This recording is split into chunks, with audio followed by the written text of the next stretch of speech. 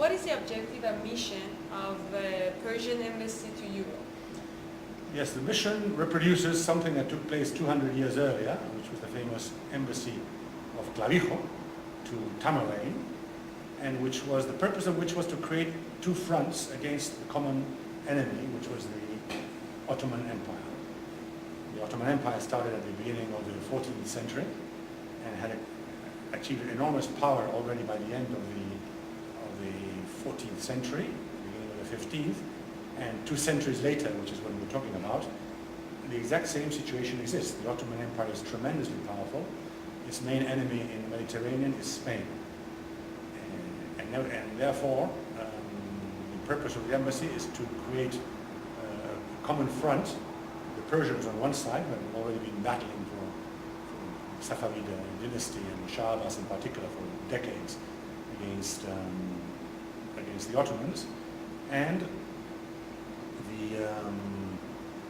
therefore it was to create two fronts, like exactly like has happened in so many other occasions, in particular the Second World War. Stalin and the Allies to create two fronts and break the common enemy into two, his army into two different areas. What set of circumstances led to conversion of Persian ambassadors from Islam to Christianity? Well, these people who were 100% Muslim, when they're Muslim, which by the way is a Persian word. In the West, people think it's an Arab word. It's actually a Persian origin. You probably know that much better. Musulman. As a matter of fact, Clavijo turns up in that area. He mentioned that Musulman, which is a word he had never heard of. It's by the late centuries of Islamic occupation in Spain. They had never heard of the word Musulman before that. So it's a Persian origin. They had no intention originally of converting to Christianity, Catholicism, by this time already.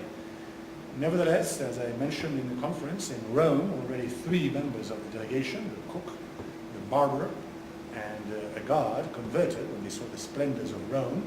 They kind of liked the Italian way of life. They decided to stay and convert. And by the same token, 3 of the counselors that accompanied Hussein Ali Bey, which was the ambassador, decided practically simultaneously to convert.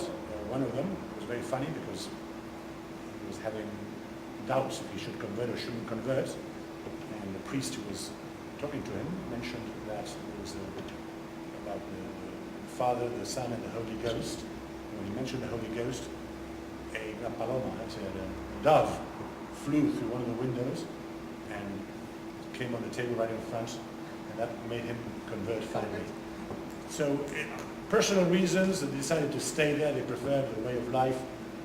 You know, you never know. That's all sorts of different reasons. And how did Christian-Persian alliance affect the Ottoman-Persian conflict? Well, the Ottoman from then on had two enemies, one on the west and one on the east, and simultaneous. And I'm not sure exactly what exact derivations took place.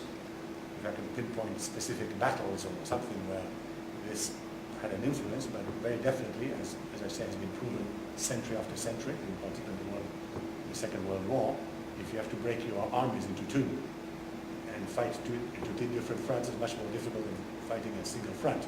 So very definitely it weakened the Ottoman Empire, who continued to have an enormous power, in particular against the Austro-Hungarian Empire, but the enormous impetus it had of trying to conquer all of Europe probably was stopped by this alliance between Persia and the West and Spain.